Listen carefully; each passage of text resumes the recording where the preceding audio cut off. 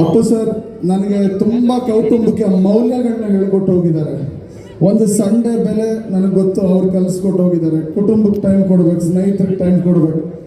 ಇವತ್ತು ಆ ಕುಟುಂಬಗಳ ಜೊತೆ ಟೈಮ್ ಕೊಡೋಕ್ಕಾಗದೆ ಲಾಸ್ಟ್ 9-10 ತಿಂಗಳಿಂದ ಕೆಲಸ ಮಾಡಿರುವಂಥ ಎಲ್ಲ ನನ್ನ ಟೆಕ್ನಿಷಿಯನ್ ಕುಟುಂಬಗಳಿಗೂ ನಾನು ಈ ಸ್ಟೇಜ್ ಮೂಲಕ ಥ್ಯಾಂಕ್ಸ್ ಹೇಳ್ತೀನಿ.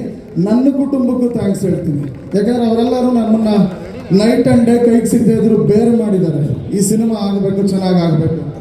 ಮತ್ತು ನನ್ನ ತಾರಾಗಣ ಸಪ್ತಮಿ ಗೌಡ ತುಂಬ ಅದ್ಭುತ ಕಲಾವಿದೆ. ಕಾಂತಾರ ಆದಮೇಲೆ ಈ ಸಿನಿಮಾನ ತುಂಬ ಚೆನ್ನಾಗಿ ಒಂದು ಡಿಫರೆಂಟ್ ಶೇಡಲ್ಲಿ ಕಾಣಿಸ್ತಾರೆ.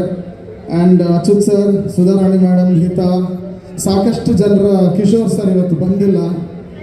ಸೊ ಒಂದು ದೊಡ್ಡ ತಾರಾಗಣದ ಸಿನಿಮಾ. ಸೊ ನೀವು 29ನೇ ತಾರೀಕು ಥಿಯೇಟ್ರ್ಗಳಿಗೆ ಬಂದು ಈ ಸಿನಿಮಾನ ಹರಿಸ್ಬೇಕು, ಬಂದು ತಟ್ಟಬೇಕು. ಕಾರಣ ಕನ್ನಡ ಚಿತ್ರರಂಗವನ್ನು 70 ವರ್ಷಗಳಿಂದ ಕಟ್ಟಿದಂಥ ಒಂದು ಮನೆ, ದೊಡ್ಡ ಮನೆ. ಅಣ್ಣವರು ಯಾವುದೇ ಭಾಷೆಗೆ ಹೋಗದೆ ಶುರು ಮಾಡಿದಂಥದ್ದು ಒಂದು ದೊಡ್ಡ ಕ್ರಾಂತಿ ಅದು. ಅವ್ರು ಇದೇ ಭಾಷೆಯಲ್ಲಿ, ಇದೇ ಮಣ್ಣು, ಇದೇ ಕನ್ನಡ ಸಿನಿಮಾ ಮಾಡ್ತೀನಿ, ಕನ್ನಡಿಗರ ಜೊತೆ ಇರ್ತೀನಿ ಅಂತ ಬೆಳ್ಕೊಂಬಂದಂಥ ಮನೆ. ಮತ್ತು ಅವರ ಸಜ್ಜನಿಕೆ, ಸಹೃದಯ, ಸರಳತೆ, ಇವತ್ತು ಅದೊಂದು ಪರಂಪರೆ, ಆ ಕ್ಯಾರೆಕ್ಟ್ರೇ ಒಂದು ಪರಂಪರೆ. ಆ ಪರಂಪರೆಯನ್ನು ಇವತ್ತು ಗುರು ಮುಂದುವರ್ಸಕ್ಕೆ ಮುಂದೆ ಬಂದಿದ್ದಾರೆ. ಆ ಗುರುಗೆ ನಿಮ್ಮೆಲ್ಲರ ಸಪೋರ್ಟ್ ಇರಲಿ. ಒಂದು ಮಗು ಮೊದಲನೇ ಹೆಜ್ಜೆ ಇಟ್ಟಾಗ ಎಡುತ್ತೆ, ಮಾತಾಡುವಾಗ ತೊದಲುತ್ತೆ. ಸೊ ಏನಾರ ಚಿಕ್ಕ ಪುಟ್ಟ ಆ ಥರ ತಪ್ಪುಗಳಿದ್ದರೆ ಕ್ಷಮಿಸಿ, ಮುಂದಿನ ಸಿನಿಮಾಗಳಲ್ಲಿ ಅದನ್ನು ನಾವು ಸರಿ ಮಾಡ್ಕೋತೀವಿ. ಗುರುಗೆ ನಿಮ್ಮ ಪೂರ್ತಿಯ ಬೆಂಬಲ ಇರಬೇಕು. ಮತ್ತು ನಾನು ಈ ಕ್ಷಣದಲ್ಲಿ ನನ್ನ ಡೈರೆಕ್ಷನ್ ಡಿಪಾರ್ಟ್ಮೆಂಟ್ನ ಸ್ಟೇಜ್ ಮೇಲೆ ಕರಿತೀನಿ. ಯಾಕಂದರೆ ಅವರು 2 ವರ್ಷದಿಂದ ನನ್ನ ಜೊತೆ ಇದ್ದಾರೆ.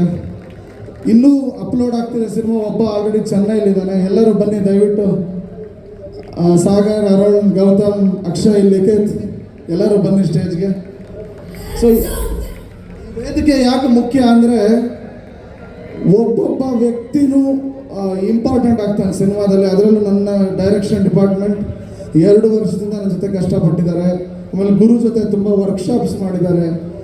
ಒಂದು ಯುವ ಚಿತ್ರದ ಒಂದು ದೊಡ್ಡ ಬೆನ್ನೆಲುಬು ಅಂತ ಹೇಳ್ಬೋದು. ಸೊ ಇವರೆಲ್ಲರಿಗೂ ನಿಮ್ಮ ಆಶೀರ್ವಾದ ಇರಲಿ.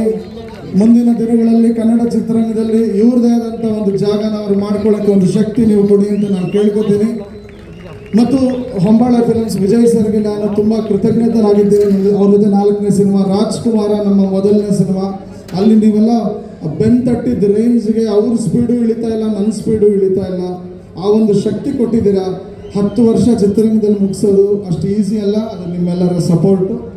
ಆ್ಯಂಡ್ ಎಲ್ಲೂ ವೇದಿಕೆಗಳಲ್ಲಿ ಹೇಳೋಕ್ಕೆ ನನಗೆ ಅವಕಾಶ ಸಿಕ್ಕಿರಲಿಲ್ಲ. ಅಶ್ವಿನಿ ಮೇಡಮ್, ನೀವು ಘಟನೆಯ ನಂತರ ಲೈಫ್ನ ಹ್ಯಾಂಡಲ್ ಮಾಡ್ತಾ ಇರೋ ರೀತಿ, ನಮಗೆಲ್ಲರಿಗೂ ಇನ್ಸ್ಪೈರ್ ಮಾಡ್ತಾ ಇರೋ ರೀತಿ, ಆ ಪವರ್ ಸ್ಟಾರ್ ಹಿಂದಿರೋ ಪವರ್ ಹೌಸ್ ನೀವು ಯಾವಾಗಲೂ ನಮಗೆ ಇನ್ಸ್ಪಿರೇಷನ್. ಆ ಘನತೆಯಲ್ಲಿ ಆ ಜೀವನನ ನಡೆಸೋದು ಅಷ್ಟು ಈಸಿ ಅಲ್ಲ. ಬಟ್ ಅವ್ರು ಇವತ್ತು ಒಂದು ಲೇಡಿ ಟೈಗರ್ ಥರ ನುಗ್ತಾ ಇದ್ದಾರೆ. ಈಗ ಮೊನ್ನೆನೋ ಜಾಕಿ ರಿಲೀಸ್ ಮಾಡಿದ್ರು. ಇನ್ನೂ ಸಾಕಷ್ಟು ಯೋಜನೆಗಳಿದೆ. ನಿಮ್ಮ ಜೊತೆ ಸದಾ ನಾವು ಇರ್ತೀವಿ, ನಿಮ್ಮ ಜೊತೆನೇ ಇರ್ತೀವಿ. ಮತ್ತು ಹೊಸಪೇಟೆ ಜನ, ನಾನು ಸ್ಟೇಜ್ ಇಳಿಯೋಕ್ಕೆ ಮುಂಚೆ ನಾನು ಯಾವಾಗಲೂ ಕೇಳೋಕ್ಕೆ ಇಷ್ಟಪಡೋವಂಥ ಒಂದು ಪದ ನೀವು ಕಿರ್ಚ್ತಾ ಇರ್ತೀರ. ನಾನು ಕೇಳಬೇಕು, ಕಿರ್ಚೆ